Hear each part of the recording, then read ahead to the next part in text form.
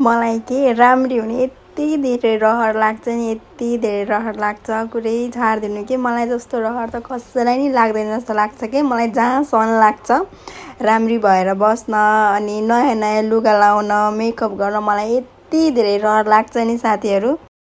अनि के साथीहरू, मलाई चाहिँ मेरो हस्बेन्डले के पहिला के भन्नुहुन्थ्यो भनेपछि नि, तिमीले चाहिँ के मेकअपहरू केही पनि नगर, तिमी नेचुरल ब्युटी हो भनेर भन्नुहुन्थ्यो कि मलाई। तर यो कुरा सुन्दाखेरि मलाई एकदम खुसी पनि लाग्थ्यो। तर जब चाहिँ मैले ब्युटिसियनको कोर्स लिँदैछु नि त आजभोलि, अनि उहाँले चाहिँ के भन्नुहुन्छ, अब चाहिँ तिमी राम्री भएर बस ल, अब तिमी ब्युटिसियनतिर लाग्दैछौ भनेपछि त अब राम्री हुनैपर्छ, तिमी नराम्री भएपछि त अनि यो त नराम्री चाहिँ यसलाई के नै आउँछ र भनेर मान्छेले तिमीलाई नराम्रो भन्छ, त्यही भएर तिमी चाहिँ अब राम्री भएर बस ल भन्नुहुन्छ कि आजभोलि चाहिँ मलाई।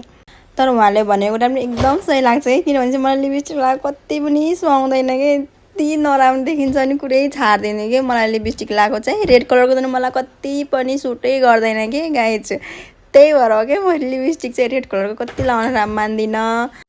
यसो टिकटक बनाउँछु भनेर रेडी भएको थिएँ, तर बाहिर चाहिँ यति चर्को घाम लागेको थियो, त्यसैले चाहिँ मैले बनाउन सकिनँ। अनि बाबु चाहिँ ड्रइङ गर्दैछन्। अनि आजको लागि चाहिँ यति नै छ। अब हजुरहरूलाई मनपर्छ कि पर्दैन मैले बनाएको भिडियो, हजुर कमेन्ट गरेर चाहिँ भन्न सक्नुहुन्छ। सबैजनालाई बाई बाई अनि मिठो सम्झना।